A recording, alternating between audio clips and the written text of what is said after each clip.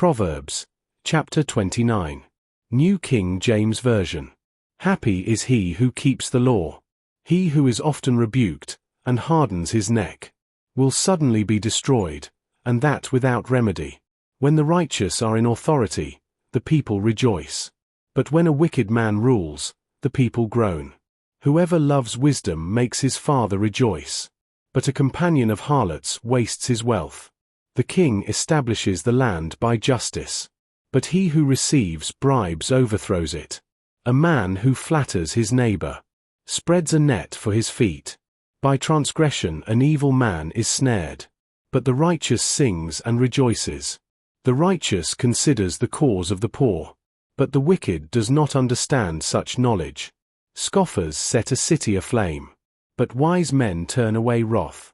If a wise man contends with a foolish man, whether the fool rages or laughs, there is no peace. The bloodthirsty hate the blameless, but the upright seek his well-being. A fool vents all his feelings, but a wise man holds them back. If a ruler pays attention to lies, all his servants become wicked. The poor man and the oppressor have this in common. The Lord gives light to the eyes of both. The king who judges the poor with truth, his throne will be established forever. The rod and rebuke give wisdom, but a child left to himself brings shame to his mother. When the wicked are multiplied, transgression increases, but the righteous will see their fall. Correct your son, and he will give you rest. Yes, he will give delight to your soul. Where there is no revelation, the people cast off restraint. But happy is he who keeps the law. A servant will not be corrected by mere words, for though he understands, he will not respond. Do you see a man hasty in his words? There is more hope for a fool than for him. He who pampers his servant from childhood will have him as a son in the end. An angry man stirs up strife, and a furious man abounds in transgression. A man's pride will bring him low, but the humble in spirit will retain honor. Whoever is a partner with a thief hates his own life. He swears to tell the truth, but reveals nothing. The fear of man brings a snare, but whoever trusts in the Lord shall be safe. Many seek the ruler's favor, but justice for man comes from the Lord.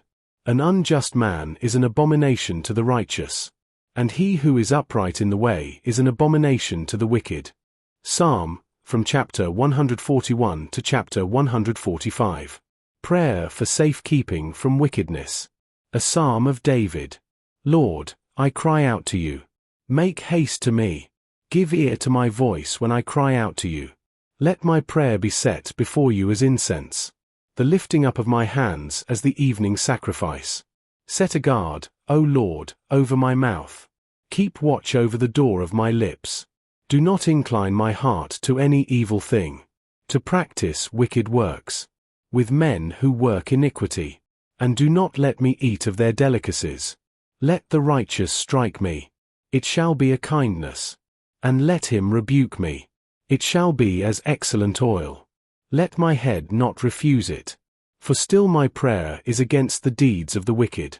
Their judges are overthrown by the sides of the cliff. And they hear my words, for they are sweet. Our bones are scattered at the mouth of the grave, as when one plows and breaks up the earth.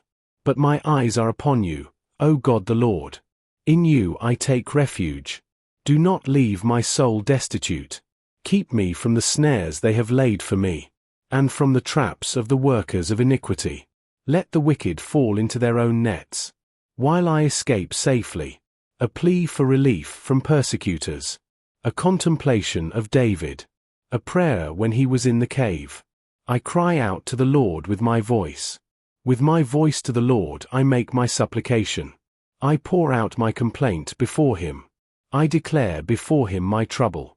When my spirit was overwhelmed within me, then you knew my path. In the way in which I walk, they have secretly set a snare for me. Look on my right hand and see, for there is no one who acknowledges me. Refuge has failed me. No one cares for my soul. I cried out to you, O Lord.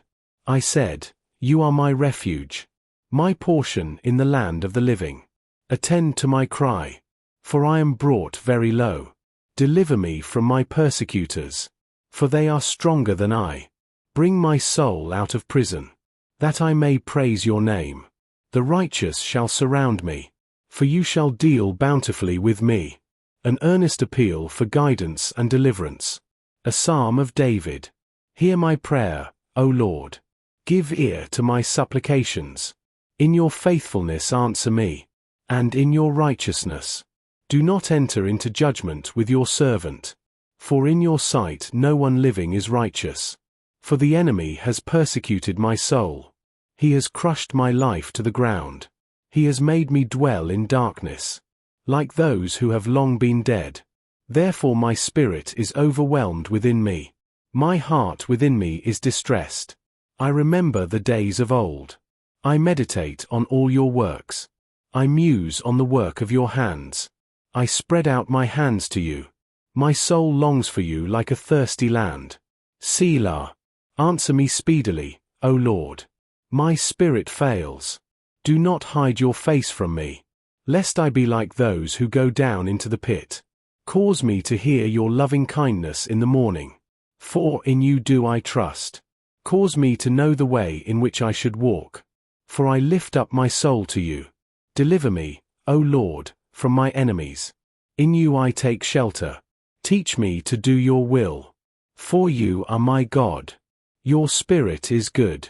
Lead me in the land of uprightness. Revive me, O Lord, for your name's sake. For your righteousness' sake bring my soul out of trouble. In your mercy cut off my enemies, and destroy all those who afflict my soul. For I am your servant. A song to the Lord who preserves and prospers his people. A psalm of David. Blessed be the Lord my rock, who trains my hands for war, and my fingers for battle. My loving kindness and my fortress, my high tower and my deliverer, my shield and the one in whom I take refuge, who subdues my people under me. Lord, what is man, that you take knowledge of him? Or the Son of Man, that you are mindful of him? Man is like a breath. His days are like a passing shadow. Bow down your heavens, O Lord, and come down. Touch the mountains, and they shall smoke. Flash forth lightning and scatter them. Shoot out your arrows and destroy them. Stretch out your hand from above. Rescue me and deliver me out of great waters, from the hand of foreigners, whose mouth speaks lying words, and whose right hand is a right hand of falsehood. I will sing a new song to you, O God. On a harp of 10 strings I will sing praises to you, the one who gives salvation to kings, who delivers David his servant from the deadly sword. Rescue me and deliver me from the hand of foreigners, whose mouth speaks lying words, and whose right hand is a right hand of falsehood, that our sons may be as plants grown up in their youth, that our daughters may be as pillars, sculptured in palace style, that our barns may be full, supplying all kinds of produce, that our sheep may bring forth thousands, and 10,000s in our fields, that our oxen may be well laden, that there be no breaking in or going out, that there be no outcry in our streets. Happy are the people who are in such a state. Happy are the people whose God is the Lord. A song of God's majesty and love. A praise of David. I will extol you, my God, O King, and I will bless your name forever and ever. Every day I will bless you, and I will praise your name forever and ever. Great is the Lord, and greatly to be praised, and his greatness is unsearchable. One generation shall praise your works to another, and shall declare your mighty acts. I will meditate on the glorious splendor of your majesty, and on your wondrous works. Men shall speak of the might of your awesome acts, and I will declare your greatness. They shall utter the memory of your great goodness, and shall sing of your righteousness. The Lord is gracious and full of compassion, slow to anger and great in mercy. The Lord is good to all, and his tender mercies are over all his works. All your works shall praise you, O Lord, and your saints shall bless you. They shall speak of the glory of your kingdom, and talk of your power, to make known to the sons of men his mighty acts. and the glorious majesty of his kingdom. Your kingdom is an everlasting kingdom, and your dominion endures throughout all generations. The Lord upholds all who fall, and raises up all who are bowed down. The eyes of all look expectantly to you, and you give them their food in due season. You open your hand, and satisfy the desire of every living thing. The Lord is righteous in all his ways, gracious in all his works. The Lord is near to all who call upon him, to all who call upon him in truth. He will fulfill the desire of those who fear him. He also will hear their cry and save them. The Lord preserves all who love him, but all the wicked he will destroy. My mouth shall speak the praise of the Lord, and all flesh shall bless his holy name, forever and ever. Galatians, from chapter 3, verse 21 to chapter 4 verse 20. Is the law then against the promises of God? Certainly not. For if there had been a law given which could have given life, truly righteousness would have been by the law. But the Scripture has confined all under sin, that the promise by faith in Jesus Christ might be given to those who believe. But before faith came, we were kept under guard by the law, kept for the faith which would afterward be revealed. Therefore the law was our tutor to bring us to Christ, that we might be justified by faith. But after faith has come, we are no longer under a tutor. Sons and heirs. For you are all sons of God through faith in Christ Jesus. For as many of you as were baptized into Christ have put on Christ. There is neither Jew nor Greek, there is neither slave nor free, there is neither male nor female, for you are all one in Christ Jesus. And if you are Christ's, then you are Abraham's seed, and heirs according to the promise. Sons and heirs through Christ. Now I say that the heir, as long as he is a child, does not differ at all from a slave, though he is master of all, but is under guardians and stewards until the time appointed by the Father. Even so we, when we were children, were in bondage under the elements of the world. But when the fullness of the time had come, God sent forth his Son, born of a woman, born under the law, to redeem those who were under the law, that we might receive the adoption as sons. And because you are sons, God has sent forth the Spirit of his Son into your hearts, crying out, Abba, Father.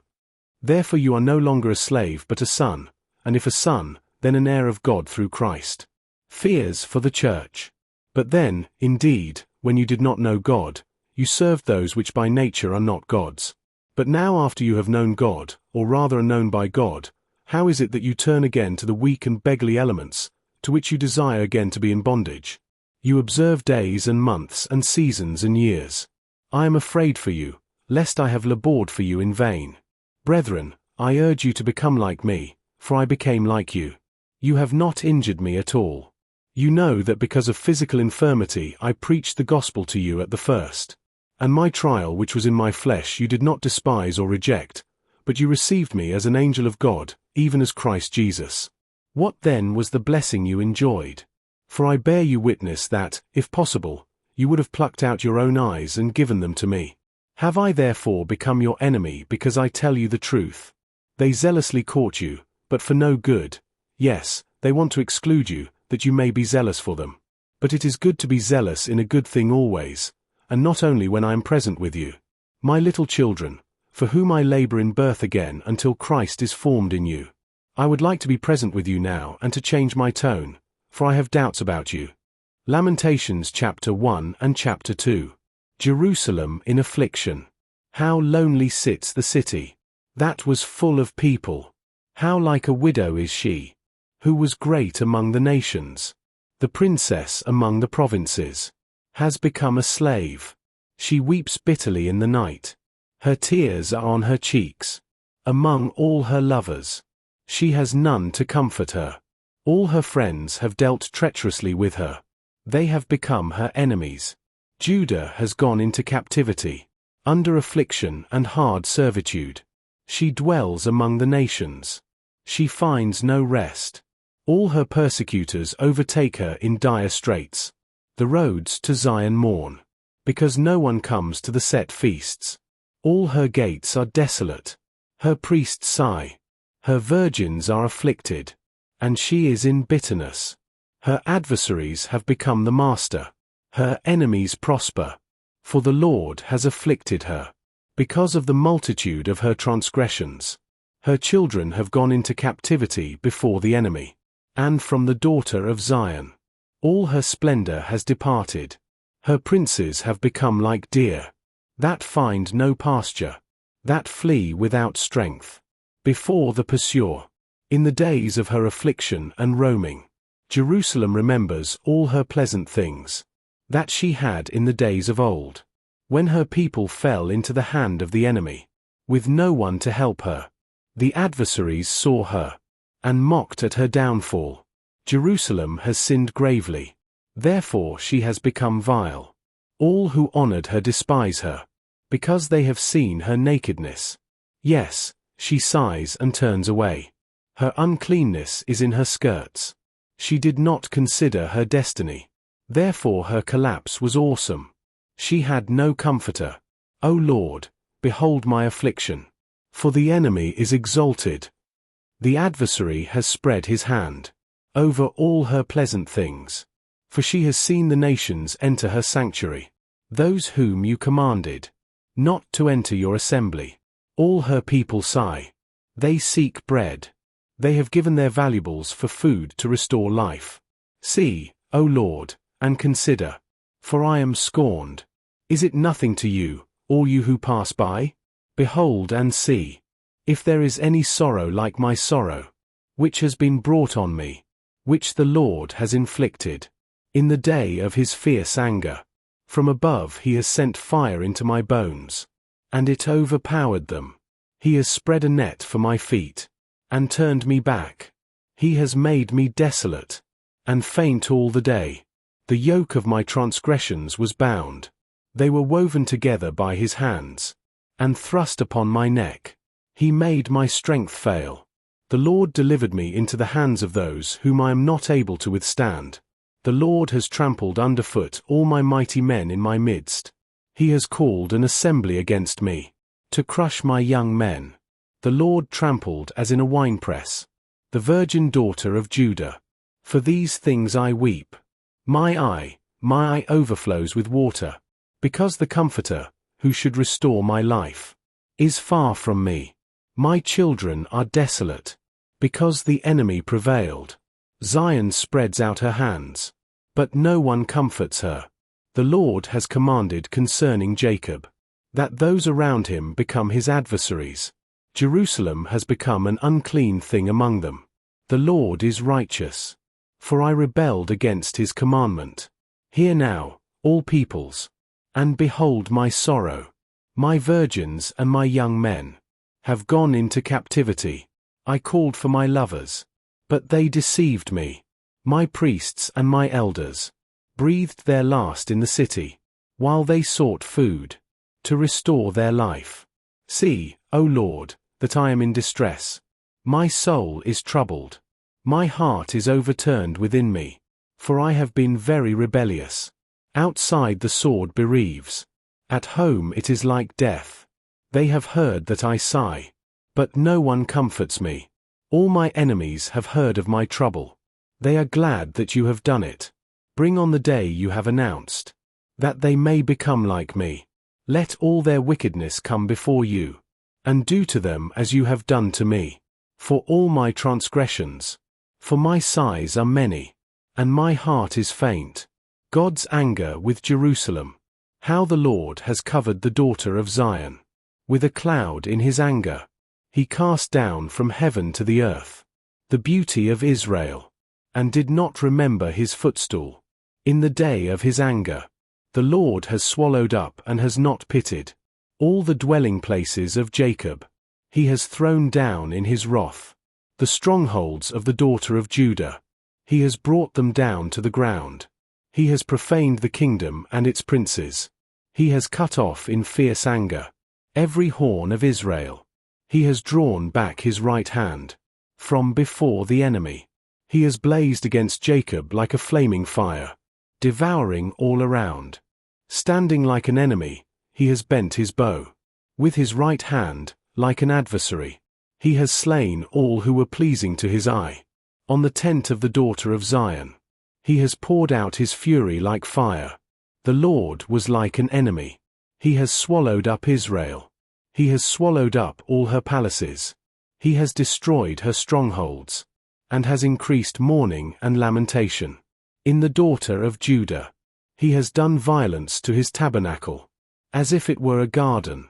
He has destroyed his place of assembly. The Lord has caused the appointed feasts and Sabbaths to be forgotten in Zion.